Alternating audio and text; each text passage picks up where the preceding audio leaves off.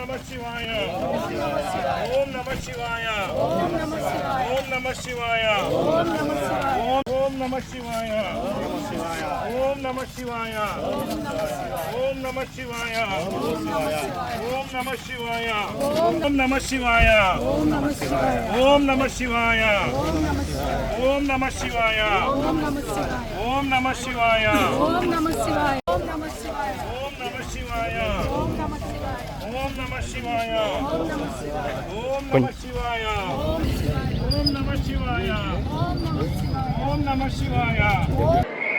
భక్తులందరికీ కూడా తొలి ఏకాదశి శుభాకాంక్షలు తెలియజేస్తూ ఇవాళ త్రికోటేశ్వర స్వామి సన్నిధిలో కోటప్ప కొండ మీద తొలి ఏకాదశి పండుగని మరి హిందూ సాంప్రదాయ ప్రకారం ఇది మొదటి పండుగ.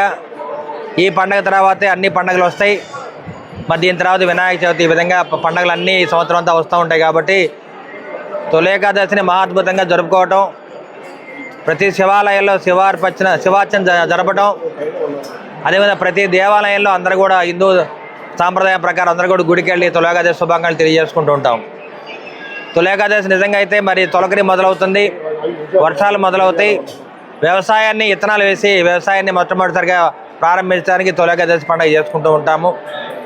అదేవిధంగా తొలి ఏకాదశి అనగానే కోటప్పకొండ చుట్టూ గిరి ప్రదక్షిణ మనకు గుర్తుకొస్తుంది.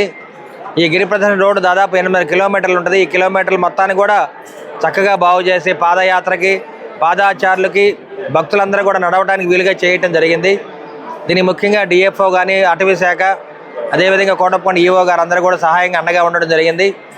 వాళ్ళ భక్తులందరూ కూడా ఇబ్బంది లేకుండా భోజనం ఏర్పాటు చేయడం జరిగింది. అదేవిధంగా మరి కోటయ్య స్వామి దర్శనానికి కూడా ఇబ్బంది లేకుండా ఏర్పాటు చేయడం జరిగింది. కాబట్టి మరి డిఎఫ్ఓ గారికి, ఈఓ గారికి, అదేవిధంగా భక్తులందరూ కూడా మరొకసారి తొలి ఏకాదశి శుభాకాంక్షలు తెలియజేస్తూ ఉన్నాం.